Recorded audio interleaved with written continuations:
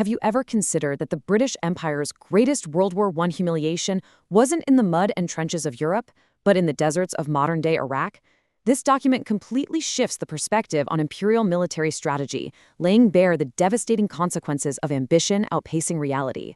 Welcome to Strategic Labs. Like and subscribe for more strategic insights.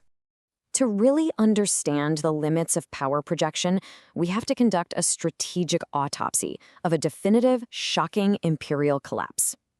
Back then, the British Empire seemed absolutely invincible. Its global reach was unquestioned. But today, we're tearing down the comfortable myths surrounding the 1915 Mesopotamian campaign. We're going to see exactly how a seemingly unstoppable military machine broke down completely in the desert. 5. That's the number of grueling, agonizing months British expeditionary forces spent trapped and starving during the Siege of Kut. Isolated from December 1915 to late April 1916, the conditions were so desperate that soldiers were eventually forced to eat their own transport animals just to survive. And it culminated in the largest surrender of British forces in the war up to that date. This wasn't just a battlefield defeat, it was a devastating psychological blow to an empire that had totally believed its own myths of invincibility. We're going to cut straight through the historical noise right now and break down the top 3 disruptive miscalculations that engineered this unmitigated disaster: fatal logistics, imperial overconfidence, and the strategic oil gamble. Point 1. Fatal logistics. So what exactly is a logistical bottleneck? Basically, it's a critical point of congestion in your supply lines that starves an expeditionary force of food, ammunition, and medical care. In late 1915, Major General Charles Townshend pushed his forces in a really rapid, aggressive advance up the Tigris River, moving far past Basra, but his ambition severely outpaced his supply lines.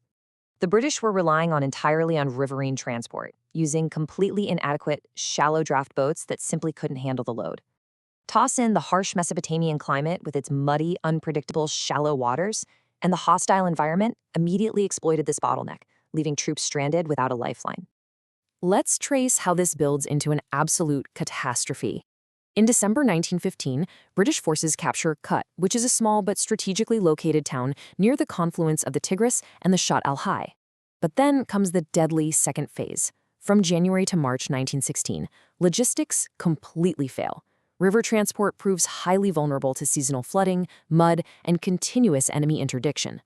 Desperately needed relief forces try to break through, but they get bogged down by the exact same terrain and supply failures. Starvation sets in. Disease runs rampant. Finally, by late April 1916, the inevitable formal British surrender takes place. What started as a temporary, optimistic foothold had slowly morphed into a 5-month death trap. The crux of this failure was a fundamental disconnect between British military ambition and the stark realities of Mesopotamian geography. Planners sitting in grand offices in London and India completely ignored the environment. They were looking at maps that didn't accurately show the devastating reality of the Mesopotamian marshes. They basically acted like classic armchair generals, right? Assuming initial battlefield success would naturally equate to long-term victory, while completely ignoring the fact that holding hostile territory requires sustainable perennial logistics. Without that, you aren't capturing a city, you're simply preparing your own siege. Point 2. Imperial overconfidence. The British operated on a fatal assumption. They expected a quick, easy march against a fragmented and inferior foe. They viewed the Ottoman forces with intense imperial hubris, assuming they'd just scatter at the first sign of British might. But the ground reality? It was a brick wall. They faced a resolute Ottoman encirclement led by a highly capable commander, Halil Pasha.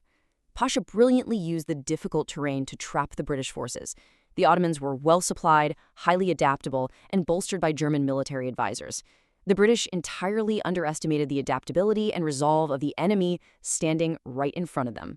And it gets even worse when you look at the paralysis of leadership. Command inertia prioritized prestige over survival. When Townshend's forces were first threatened with encirclement, the British had a brief window to execute a politically embarrassing but tactically sound retreat. But the commanders paralyzed their forces in Kut.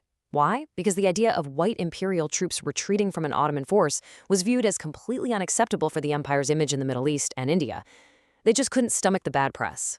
So in doing so, they transformed a temporary tactical retreat into a massive strategic liability, actively trading the survival of thousands of men for the illusion of imperial prestige. Point 3. The strategic oil gamble.